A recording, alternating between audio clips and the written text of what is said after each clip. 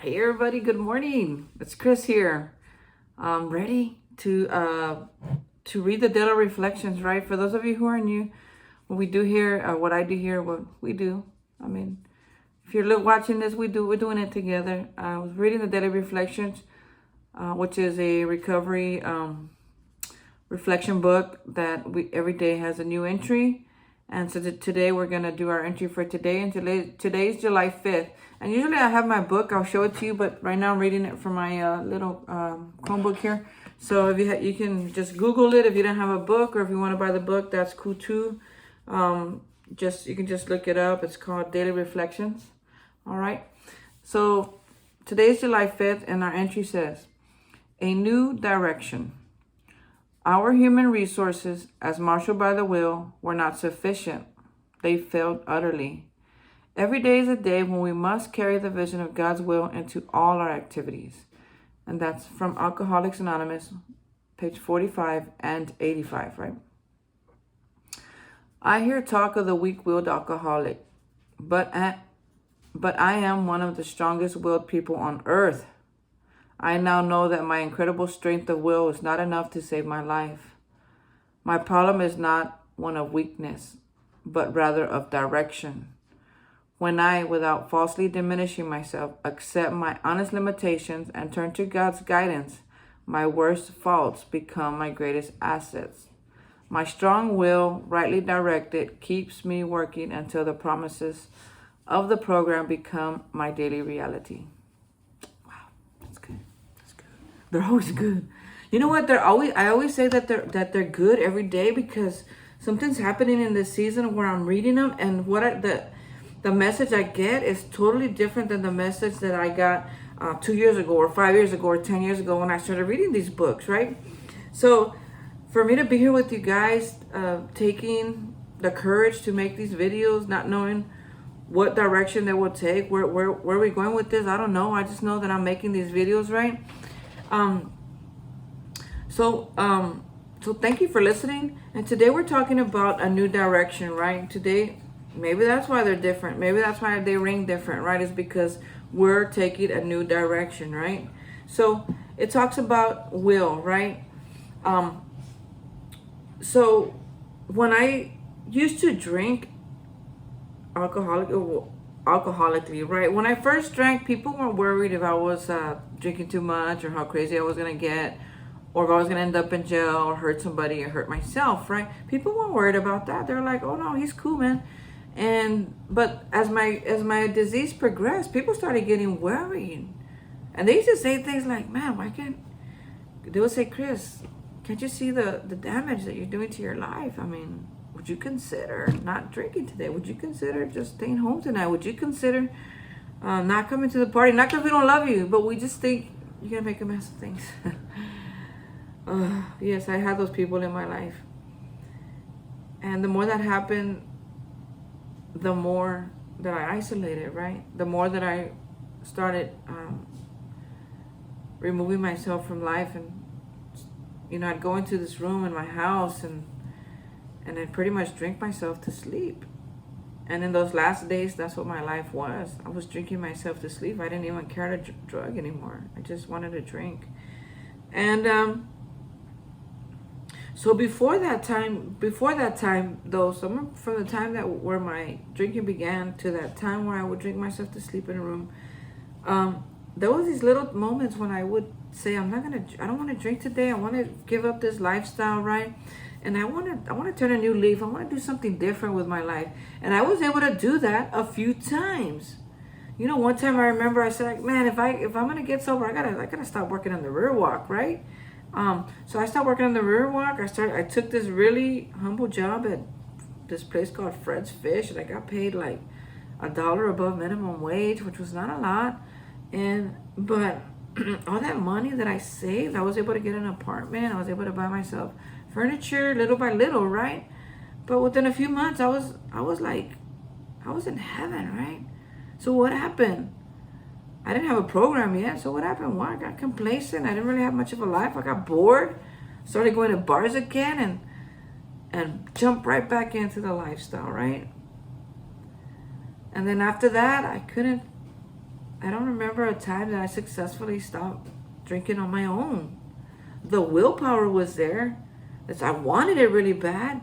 I wished it for it every day, but it's just never, I didn't have what I have today to help me to stop drinking, right? Every ambition that I had was gone. Every dream that I had was gone. Every goal that I had was never met. I mean, it's just like, instead of going up, I was going down. And I just like, oh man, I was thinking, I finally gave up and said, I guess this is the way I'm going to live my life forever. And it was part of that admitting utterly defeat, that everything that I had tried failed. That when something started shifting in my life, I didn't stop drinking that day. No, that wasn't the day I stopped drinking. But I felt like it was almost like a prayer that went up, and things started to shift, and things got really, really bad. Things got worse after that, but really quick. So quick that within a couple of months of me saying that, I was already in the rooms of Alcoholics Anonymous. Not even yet knowing if I was going to stay, but I was in there. I was in the solution. I was there. I mean, it was like being offered to me. Every single time I went in those rooms, they were like, hey, here's some coffee, here's some bread, and here's some solution. Here's some hope. Here's this book. Here's this reading. Here's this prayer. I mean, like, they were just doing anything for me to stay and get this program. Why? Because they knew what it felt like to be new in the program and feeling all that hopelessness. They've been there already. And they have recovered. And they wanted me to stay and recover. So they were willing to do whatever, right? Well, lucky for them, I was on probation. So I had to stay. I had to stay. And lucky for them, that my life was so horrible outside of those rooms that I stayed. I ran to those rooms most days. I just wanted to be safe. Just wanted to be quiet from all the hustle. I just needed some peace for 1 hour a day, something. Sometimes I would take a nap in there. Sometimes I would go eat day-old bread and drink ratchet coffee. That's okay. It was better than what was happening out there, right? So even though I had a strong will, even though I had courage, even though I had patience, I mean, everything that I have today, I had it before, but it was overshadowed by my addiction. And nothing that I ever tried worked because my will was not aligned, right? My will was over there trying to do harm and not trying to do good. I would try to get back, but the attraction was so hard for me going over there to drink that I would give into it every single day. My will was not strong enough by myself. My will was not strong enough by myself. This is before I learned how to pray. This is before I learned anything that I know today, right? So now, staying in these rooms long enough, it tells me right here, man, all by myself, I'm not sufficient. I'm not saying I'm not good enough. I'm just saying my will by myself is insufficient to overcome my alcoholism, to overcome my daily mishaps, right? To overcome the resistance of taking another, a line of Coke or whatever, right? So every day I must tap into God. I must pray. And right now we're talking a lot about the 7th step, and the 7th step prayer goes like this. Father, I am not willing that you should have all of me, good and bad, all of it. And I pray that you remove of all this stuff that I'm giving to you. I pray that you remove all those little things that are not serving me today. That makes me unuseful, right? To you, that's God, and to my fellows, that's those around me, right? Grant me strength. See, I don't have strength without him. I'm asking him for the strength to go out from here, to leave my house, to get in my car, to drive to work, right? To do your bidding. What is your bidding? Your bidding is your will. Give me the strength to do what it is that you would have me do today. Right? What is that? There's a lot of things that I used to do that I don't do today. Right? Why? Because He's giving me the strength. He's giving me the direction. He's giving me the courage to not do those things. I used to do things because I thought they were cool. I thought it was cool to gossip. It's not cool. You know what I learned about gossiping through this program? As I gossiping about people, doesn't say anything about those people. It says everything about me, right? That I like to gossip. That I like to look at other people. That I don't look at myself. That I don't work on this.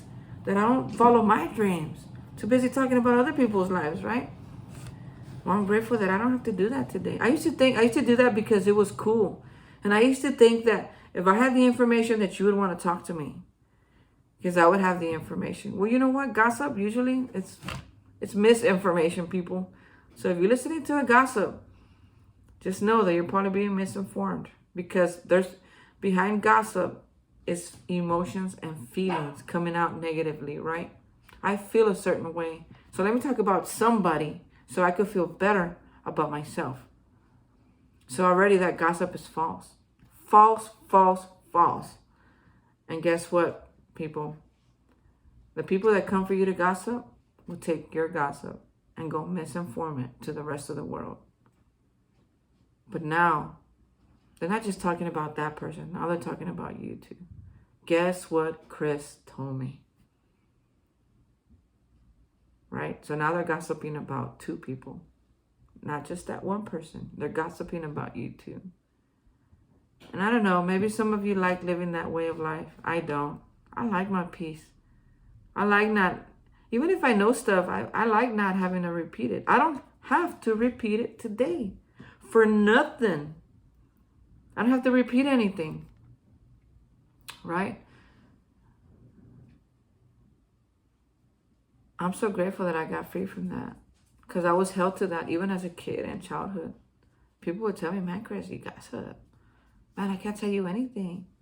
Now, people could tell me whatever they want, right?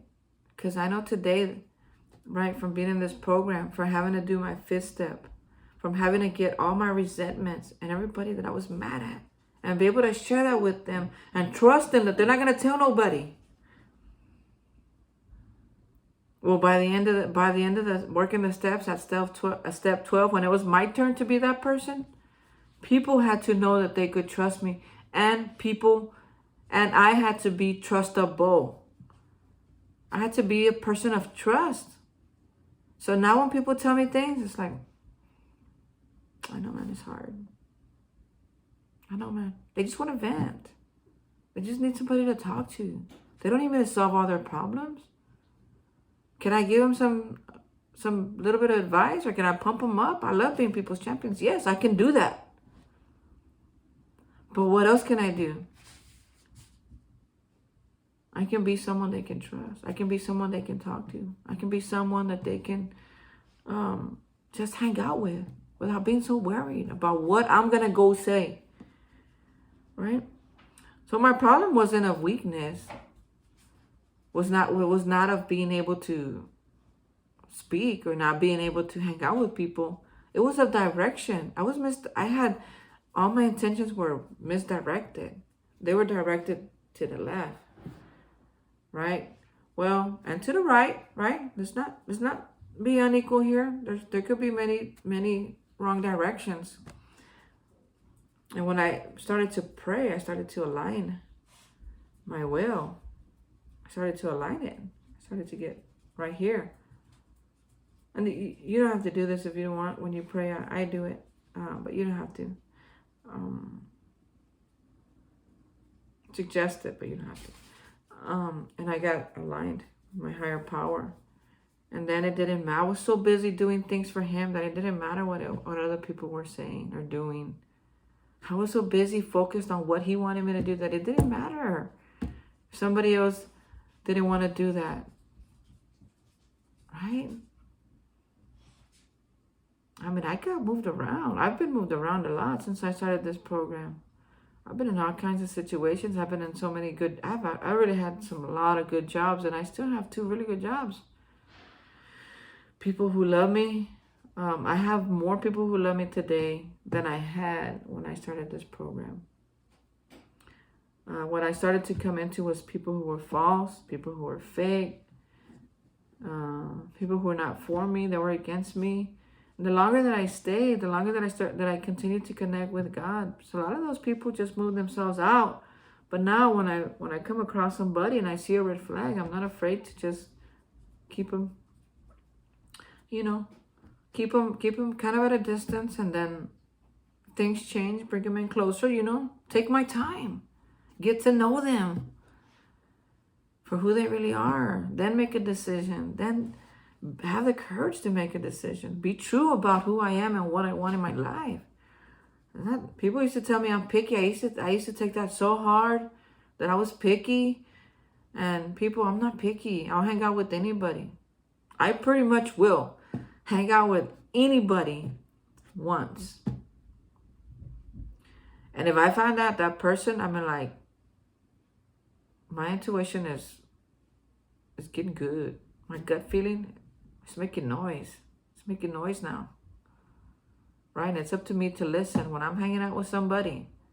And I know, I feel it all over my body that that's not the person that I need to be hanging out with, because I'm already seeing things in them that I don't want to be a part of. If I see somebody stealing, I don't want to be a part of that. If I see somebody gossiping, I don't want to be a part of that. Right? If I see somebody being abusive to other people, I don't want to be a part of that. But there are some things, folks, that I will talk to them about. I'm an interventionist too. I intervene. Right? If I see a kid getting beat, you'd better believe I'm going to intervene. If I get a whiff somebody's being mistreated at home, I'm going to intervene. Because guess what? Children don't have a choice. It's up to the adults. If I see a dog getting mistreated, I'm going to intervene. If I see an adult losing hope because of what this world is doing to them, I'm going to intervene. If I see an alcoholic who can't seem to get it, I'm going to intervene. Why? Because that's the way God uses me today. Before that, I could give a rat's ass what you did with your life. Just don't mess with me. I don't care how much you drink. Just don't drink mine. I don't care how much drugs you do. Just don't do mine. I don't care how many women you sleep with. Just don't sleep with mine. Right? I was like ratchet. I was just a person. And I hate to call myself ratchet, but I was just a person I don't like being. And I'm so grateful that this program showed me how to build a relationship with the power that would give me the courage and strength to be a different person today in every situation. That I could come into the room and look in it with a whole different eyes. That I could look at people and see the beauty in them. Before I would always just see like, what can I get out of them? And now I can just appreciate them for being in the room and bringing their talents and their gifts and their beauty and their honor and their strength and their trust and their courage. Because with or without alcohol, people, sometimes life is hard to deal with by yourself. And if I'm going to go somewhere and people are just beating me up, telling me things, talking me down, pushing me away, stepping on my feet, stepping on my toes, I mean, like, that's hard. So I'm not going to get into a room and make it harder for you, for anybody. Right? So if you're, man, I'm getting this weird sense that and it could be my own, but let me tell you something, folks. I wasn't this person a long time ago. It took a lot of hard work. I did the steps like 3 or 4 times already. Why? Because the first set of steps took that first peel off this onion, and then the second step took a few more peels off this onion. The third time I did them, took a little bit more. And by the 4th time, man, I went deep. I got healed from some things that I thought that I had already been healed from. But I'm talking about this true healing, where that some of the stuff that happened to me as a kid, they're not even in my story no more. Sometimes I look back and I think, who was that person? It was like a whole different person. In the book, it says we were reborn. To be new, we had to die to old self. It says that in the big book of Alcoholics Anonymous. And when that came true, when I said, I'm reborn, I am reborn today. Oh my God, I was running around the house saying, I'm reborn. I was doing circles. I'm reborn. Why? Because I never heard it like that before, like I did that one time. I am reborn. I am a new person. What does that mean? I have this opportunity to be the person that I've always wanted to be kind, loving, patient, tolerant, honest, trustworthy, reliable, a man of integrity, a man of God, a man who's just going to love you so hard. I want to be that man that you come up and say, man, you're too nice. Okay, I'm too nice. Okay, I care too much. Okay, I love you too much. That's okay. And you know what's okay? If you can't handle it, that's okay too. That is not going to change me. And when you're ready to be in my life, here I am. Here I am. God put me, I finally found my purpose. I finally found out why God put me in this world. Do I have struggles? Yes. Because guess what? A lot of this work pays $0, but I still got to pay my rent. That's why I got 2 jobs. I still got to pay my rent. I still got to feed my dogs. I still got to clothe myself. I still got to bathe myself. I still got to do things that I got to do. And for some of those stuff, well, it takes money. So that's why I got to work. But if I can make a living out of doing what I love to do, I wouldn't have to work. Promise you, I wouldn't have to work. But for today, I do. And folks, I must go because chances are, if I don't go right now, I'm going to be late. But I love hanging out with you. I love doing these videos in the morning. So I'm grateful that I kind of had a late schedule today. Am I going to be busy? Yeah, probably for the next 12 hours. But that doesn't matter. I'll make the best of it. I can do that today. And I don't got to drink about nothing, no matter what. I love you all, and I'll see you tomorrow. Bye-bye. Have a wonderful day.